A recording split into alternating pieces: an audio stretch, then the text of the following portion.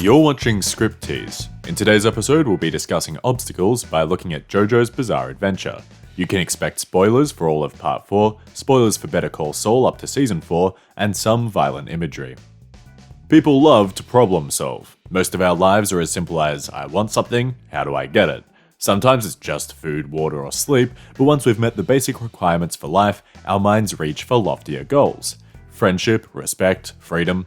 Of course, it's rarely so easy to get what we want, because standing in the way of our goals are obstacles. Obstacles can take any number of forms. They can be external or internal, they can be trivial or monumental, they can be objects, situations, or people. We have to overcome obstacles every day, and so our brain is wired to problem solve. We're designed to identify problems, create solutions, execute on plans, troubleshoot, and finally reward ourselves with positive feelings when we succeed. Dreams and nightmares are even theorized to be a passive form of problem solving performed by our brains while we sleep. In a story, the protagonist has something they want, but they must overcome obstacles to get it. We call this their objective. Of course, I've greatly simplified it down, but that's the basis for virtually every traditional story. Our great capacity for empathy makes it satisfying for us to see other people solve problems. Not only does it scratch that accomplishment itch, it also shows us how someone else might achieve their objective that we wouldn't have otherwise considered. When the protagonist's desire comes up against an obstacle, the way the obstacle is overcome tells us about who the protagonist is and who they're willing to become. For an example, let's look at Better Call Saul. Jimmy's personality shines through in every confrontation he has. Jimmy's objective towards the second half of Season 2 is clear. He wants to take back the Mesa Verde account from Chuck and give it to Kim. To achieve this, he plans to make a filing error in Chuck's paperwork, which will result in Mesa Verde losing faith in HHM and switching back to Kim. From this plan alone, we can see that Jimmy isn't afraid to break the law to get what he wants, and it's obvious which of his relationships he values more between Chuck and Kim. But that's not all. If all Jimmy had was his plan, it wouldn't demonstrate to the audience what skills he has at his disposal.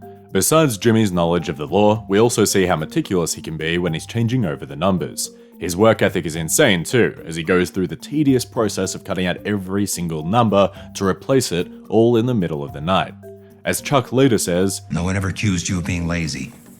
Every other sin in the book, but not that one." I could go on, but my point is, every time Jimmy encounters an obstacle, his personality is demonstrated in how he overcomes it.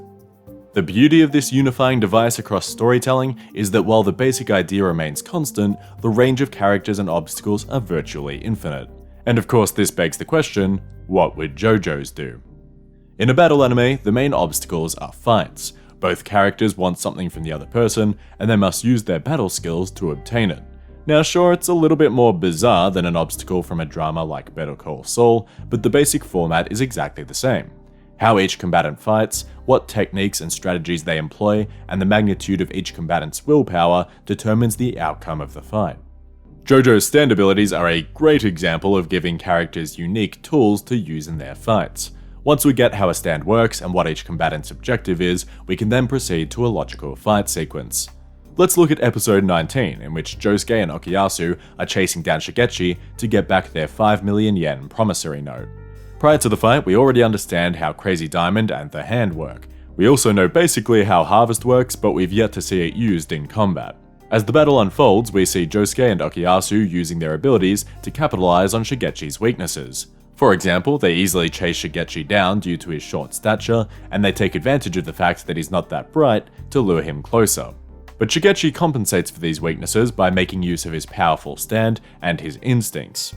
For example, the fact that Harvest is composed of many separate beings means that when it gets damaged, he remains unharmed. He compensates for his lack of speed by using Harvest as a treadmill, and although he's not that smart, he does know how to wield Harvest effectively enough to deconstruct the pipe between the buildings and get Josuke and Okuyasu drunk.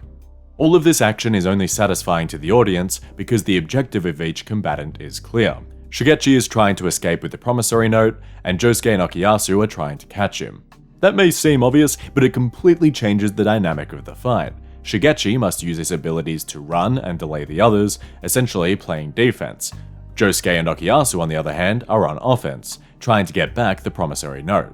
The reason that's so important is revealed at the end of the fight.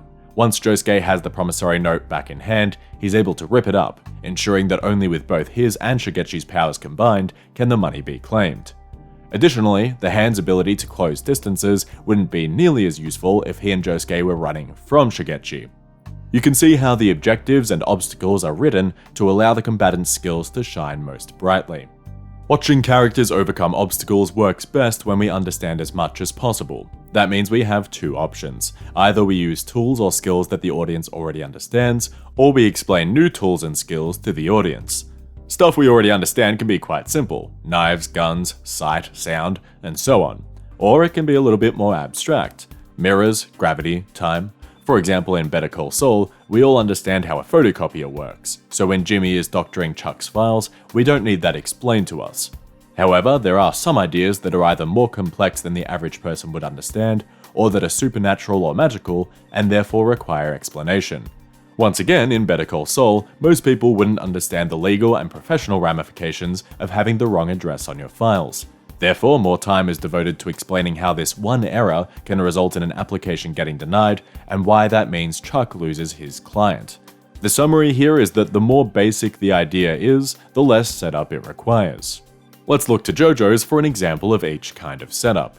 In the Angelo fight, we have three stands whose abilities are relatively simple to understand, but that the audience couldn't possibly know without demonstration or explicit explanation. Firstly, we learn through demonstration that Josuke can't revive the dead with Crazy Diamond, as we see when Angelo kills his grandpa. Secondly, we learn through dialogue that Josuke can't heal himself with Crazy Diamond when Jotaro notices the cut on his lip. Both of these points are key. Josuke can't just be reckless in his fights and then use Crazy Diamond to just heal everything, he still needs to be smart with it. Angelo's stand is similarly set up. Through demonstration with the convenience store robbery and Josuke's grandpa, we understand that Aqua Necklace can move through water, and once inside someone either possess them or kill them. Both Crazy Diamond and Aqua Necklace are new to the audience, so spending this time explaining how they work is essential to the fight scene. Once the legwork is done, Araki can now use these unique stands in conjunction with things we already understand to create unexpected moments that don't feel unexpected. Alright, let me show you what I mean. When Jotaro notices it's raining and runs back inside, he finds that the tap is running, pots and kettles of water are being boiled, and the humidifier is turned on. Josuke and Jotaro assumed that they were safe inside, as did we, the audience, but by using the rain and the internal water sources to his advantage, Angelo breaks this assumption. In that way, it's unexpected.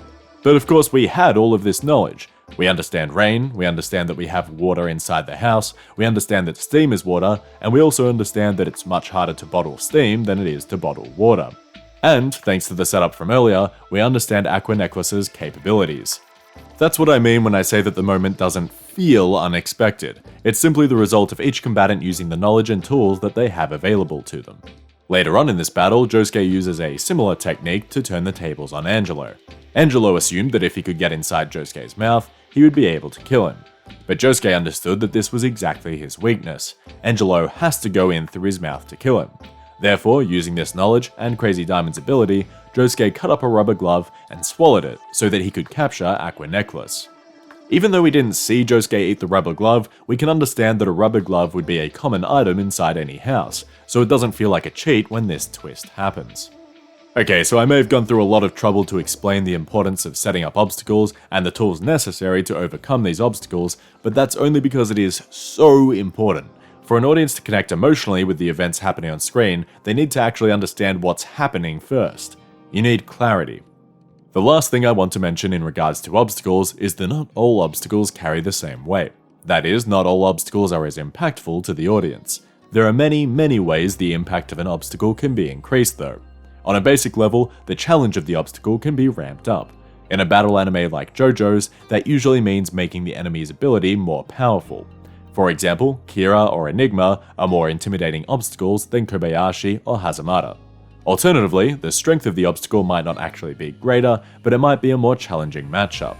Kanoto manifests Cheap Trick unknowingly, meaning Rohan can't use Heaven's Door to discover Cheap Trick's power or to stop it.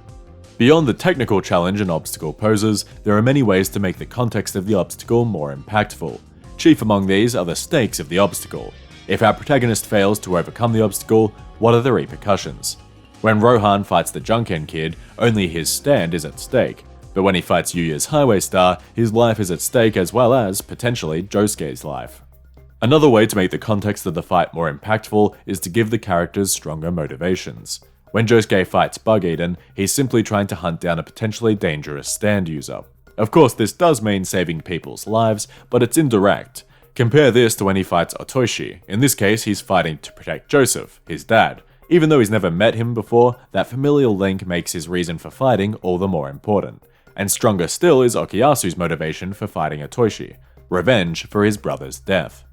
Of course, the biggest obstacles then combine all of these factors together, making it as technically challenging and emotionally impactful as possible. This obstacle will usually form the climax. In Better Call Saul Season 3, this climax comes in the form of Jimmy's hearing. As Chuck and Jimmy clash in the courtroom, each of their ways of using the law is showcased, and ultimately Jimmy uses an underhanded trick to expose Chuck's condition as being entirely mental. Jimmy embarrasses him in front of his colleagues and his ex-wife, shattering him. In JoJo's Part 4, this obstacle is, obviously, the final battle with Kira. Kira's manifestation of the ability Bites the Dust and the use of Killer Queen with Stray Cat both elevate his powers massively, increasing the technical challenge of the obstacle. Kira is also a difficult matchup for Josuke. Kira's power is to completely destroy in practically an instant, whilst Josuke's is to heal other things and people. Kira destroys, while Josuke repairs. Their motivations and lifestyle are similarly opposed. Both characters want to lead a worry-free life, but while Josuke wants to share this life with his friends having fun, Kira wants to seclude himself away where he won't be disturbed with the detached hands of his victims.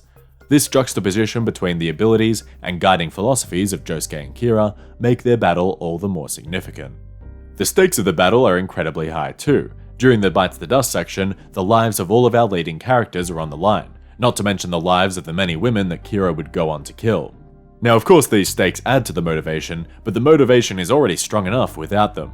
Josuke is fighting for revenge for all of Kira's previous victims, including Shigechi and Aya, plus partway through the fight for Okuyasu as well.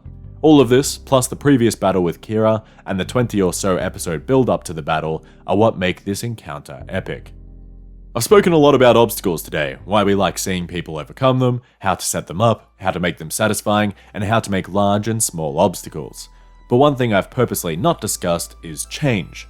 How a character changes to overcome an obstacle, or how they change after failing to overcome an obstacle. Next time we return to JoJo's, we'll put all of this knowledge of obstacles into practice to craft an exciting moment of change for the viewer. Good writing, and good luck.